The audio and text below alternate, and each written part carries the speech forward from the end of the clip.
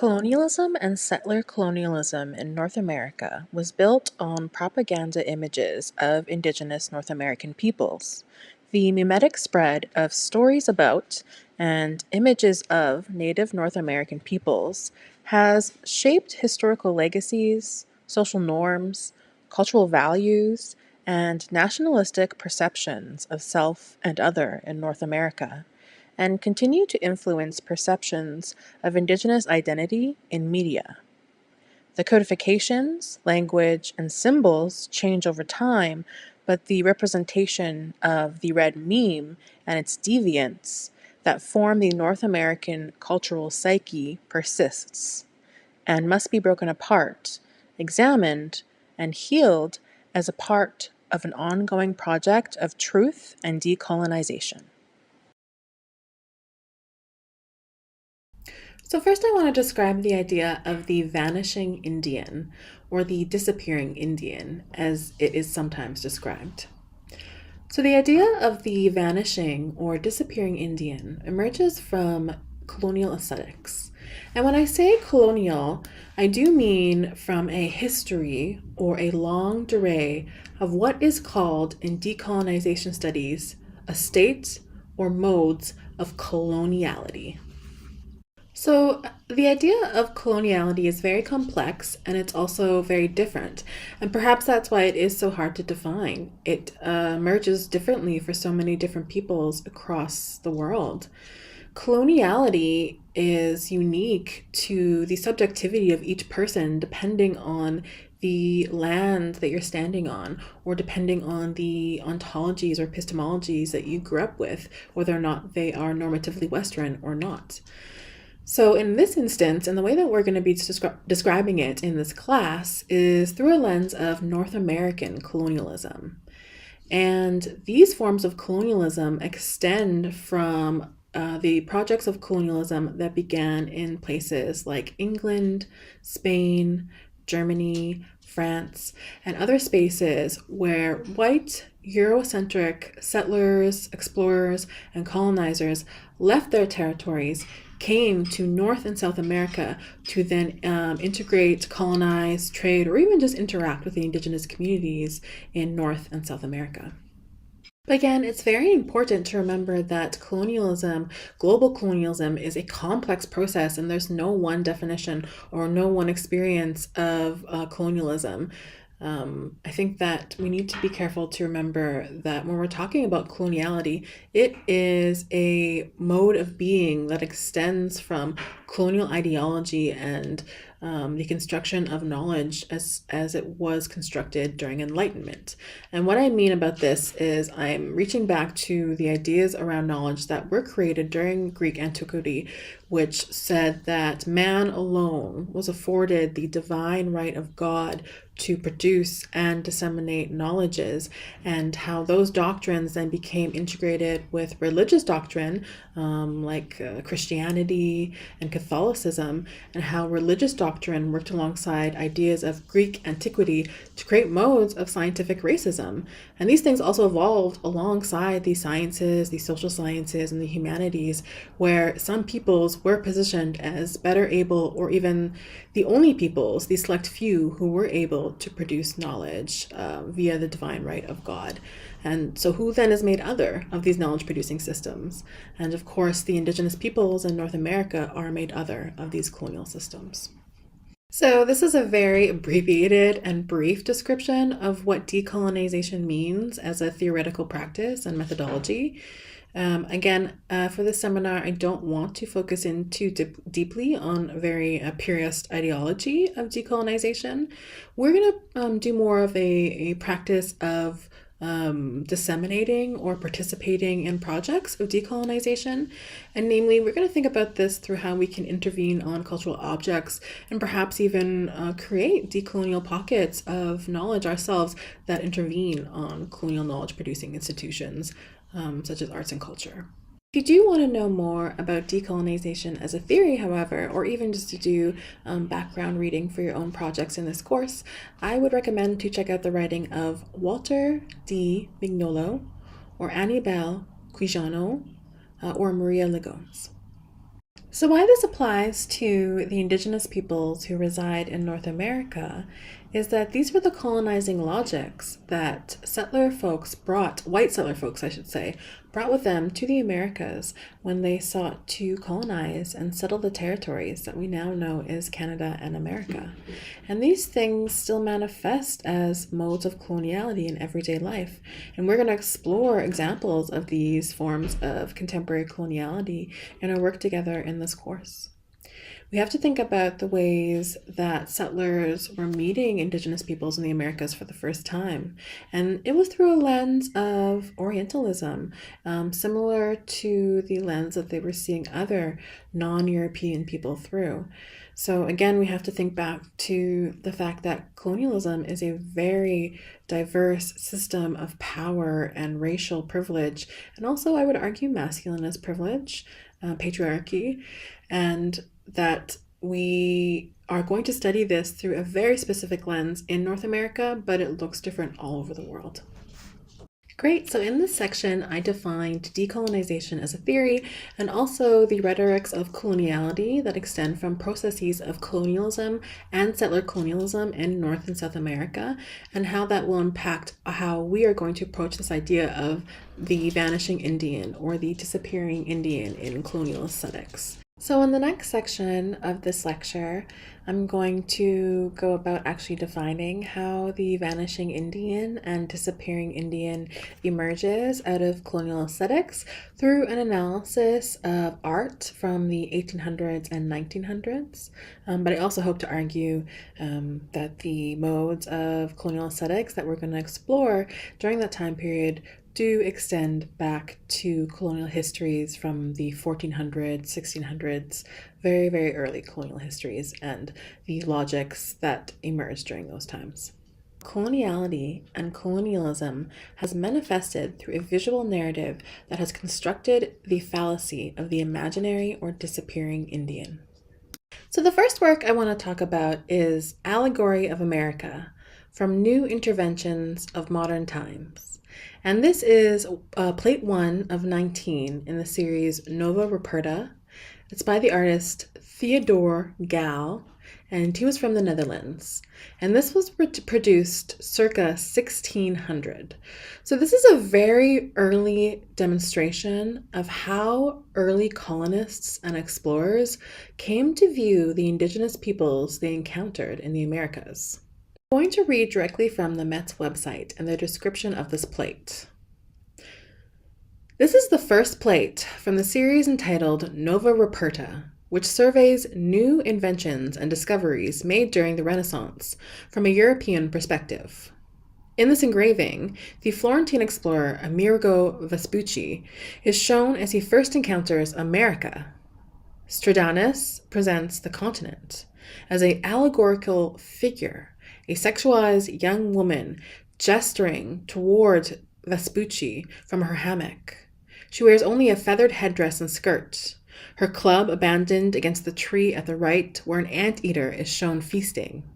Set behind her in the rolling landscape are other animals associated with the Americas, a horse and a bear. Also depicted is a scene of cannibalism. So these allegorical depictions that were made around this time were exclusively made by cisgendered white European men. And there's a couple details in this painting that are very specifically colonial from a European perspective. So I'll read again from the Met's website. Here, Vespucci carries a staff with a crucifix at its pinnacle and a banner of the Southern Cross. He also holds a brass mariner's astrolabe, which helped him navigate the seas to find new lands to explore and people to exploit on behalf of Spain and Portugal.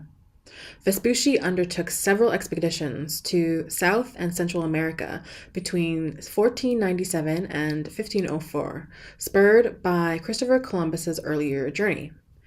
In the preparatory drawing for this print, Vespucci is shown naming the allegorical figure America, a feminized version of his own name.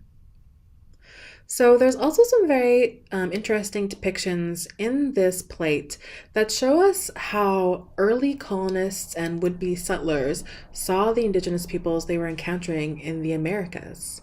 So, of course, something that strikes me right away is this nude allegorical figure.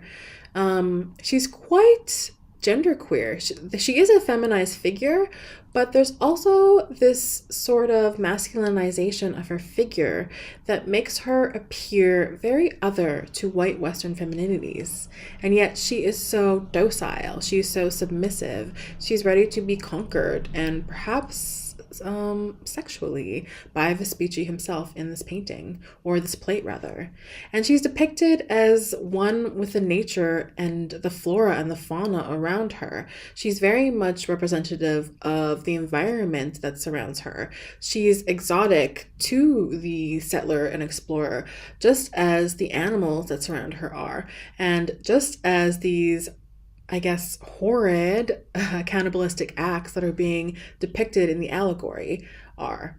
And it's interesting that this is the depiction that they chose to show of Indigenous peoples, one that was cannibalistic, one that was perhaps sociopathic.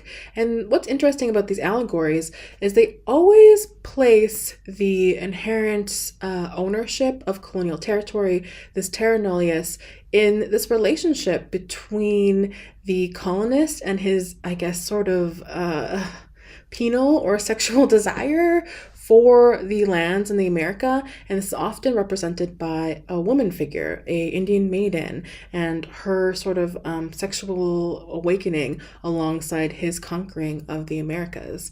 But alongside these sort of romantic allegories of Indigenous women, there exists this extreme exoticism and also othering of Indigenous peoples in a derogatory fashion when we look in the background and we see this depiction of a cannibalistic community.